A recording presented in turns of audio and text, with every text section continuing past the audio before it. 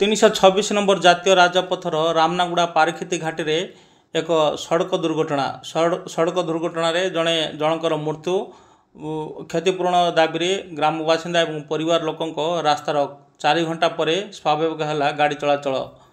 रायगड़ा जिला रामनागुड़ा ब्लॉक पारिखिती घाटी रे आज एक सका 7:30 समय एक मर्मन्तुद सड़क दुर्घटना घटी जाइए। बाइक पछपटे ट्रक धक्का देवा फल घटनास्थल में जड़े झीवर मृत्यु घटी।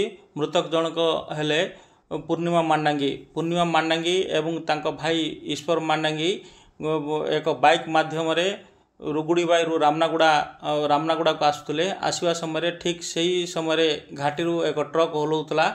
बाइक पछपट को धक्का देला फल पछरे बसिथिबा पूर्णिमा मांडांगी तांकर घटनास्थल में मृत्यु घटला एवं ईश्वर मांडांगी खंडिया खबर आसते घटनास्थल से माने मेडिकल को ग्राम बासिंदा स्थानीय लोक पठाई तेबे मेडिकल रे तांकर पूर्णिमा मांडांगी मृत्यु खबर आसला। यही समय उत्त्यक्त लोक मैंने पारिखिती घाटी रे क्षतिपूरण दाबी ग्राम बासिंदा और परिवार लोक मिसी सेठारे रास्तारोक करथिले।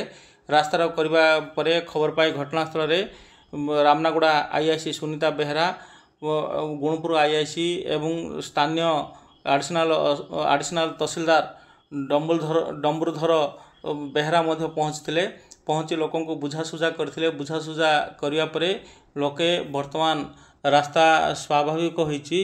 क्षतिपूरण किछि मिली नथिला बेले प्रशासन निर्भर प्रतिश्रुति परे 12:30 समय गाड़ी चलाचल वर्तमान स्वाभाविक होइछि।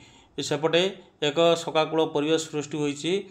निज भाई भौणी एक स्कूल रे जॉइन करिया पई जनसेवा केंद्र को आसवा समय मृत्यु भी एमिति आसीथिला। जा फल घटनास्थल में समस्ते ग्रामबासिंदा सकाकूल परिवेश रे थिबा देखिबा मिलिछि।